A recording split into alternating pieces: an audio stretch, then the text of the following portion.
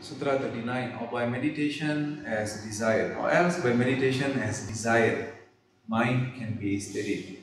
Meditation as desire. Now tell me, is desire bad? Should I have expectation? Many people say, don't have expectation. Please don't have expectation. Can we live without expectation? We can have expectation. The expectation is that I want to improve my life. Is it a bad expectation? I want to improve my mind. Is it a bad expectation? Or is it a desire that you should not have this desire? These are all traditional views, orthodox views, which confuses the modern mind. After reading literatures or listening to philosophy or reading some of the sutras or some of the literatures in yoga as well as the ancient literature, it says that some of the religious or philosophical literatures also have mentioned that having desires is bad, having many desires is bad. Even if you have one desire towards enlightenment, is greed. But then, the question is, can the human mind be motivated to achieve anything without desire? Or let's say without expectation, and expectation is a desire. You dissolve all of this, then we think that we can have centeredness. I want to be centered is a desire, is an expectation. So this is reality thinking. The thinking in reality is that these are the many processes that we can observe and understand. Expectations are there. Let me cultivate expectations which allow me to improve myself. Self-improvement, self-development is a good desire to have. It's a good expectation to have. From there, then we can move to the next and higher desire of achieving samadhi or achieving enlightenment. As we go towards that, then we start to enjoy every moment. Then what happens is, as what Krishna says, that the end result somehow gets dissolved. And then you just seem to be aware of all moments. But the momentum that was created towards that was a desire. If we don't have that, then how is the motivation to wake up in the morning and do the practices?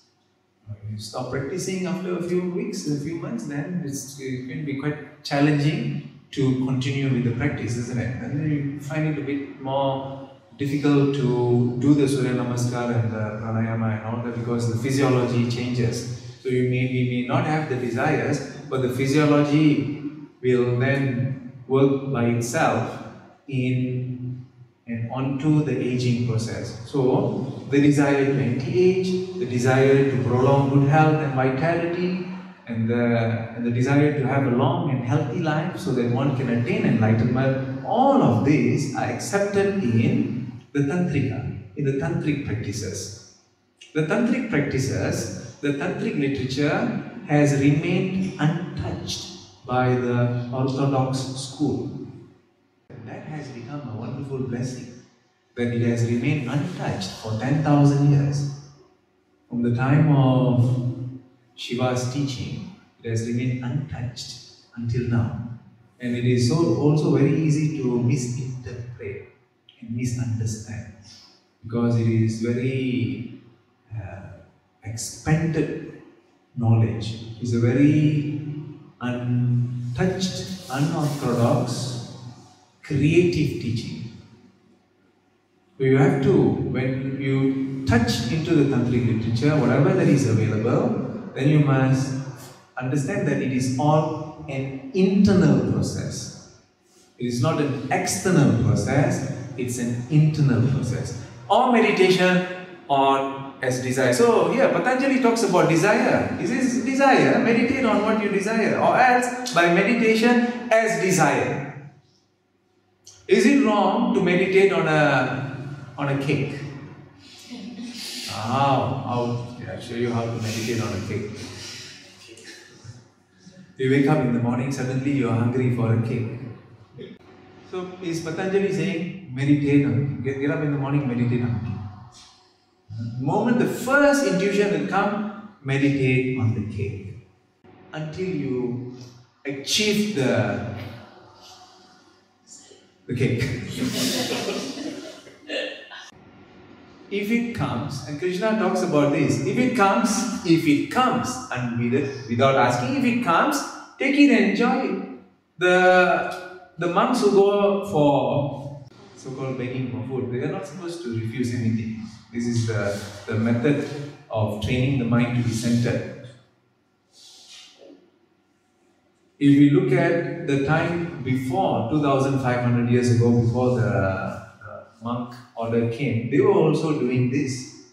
But when they go to someone's house, if they were given meat, mutton chop, they will need to consume it. If they are given alcohol, they are supposed to take it. If they are given a cigarette, they will have to smoke. This was how the ancient yogis trained themselves. But it is not to be addicted, and of course, purposely nobody is going to do it. But if it was given, then they have to consume with respect and feel that it is sarvamakal, everything is auspicious. Well, how they was trained. This is the reason why Vivekananda was not a vegetarian. And Ramakrishna Paramahamsa asked people to cook mutton for him, even though he was a staunch vegetarian, orthodox Brahmin, because he said that this is my beloved who wants meat, go and cook for him some meat. So we have to maybe change the way we have been thinking about how we are approaching our lives. That is there some joy left in the many things that happens naturally? Let's pick up on that. Let's feel happy with that small piece of cake that is offered, a little bit of tea or coffee that sometimes people offer. Just take it, a little bit of cigarette, no. I'm not talking about it. Don't expand it too much. There's a little bit food stuff and some. Let's play football. No. Only yoga asana. No football. No. A little bit of football, yeah, can. A bit of sprinting, yes. Play with the children. Go around, play, run, joke. Maybe play thief and robber and thief. What's it? Police and thieves. Oh, just let go. Just allow yourself to be less serious. Play with your grandchildren. Some of you not married. Okay. Play with your children, your nephew, nieces. Let go of that kind of seriousness. Learn to enjoy the moments. And this is what Patanjali is saying. Meditation on the desire. It can be as simple as thinking of a cake early in the morning. That's how we can change our approach to life. And with that, namaskar. Thank you very much.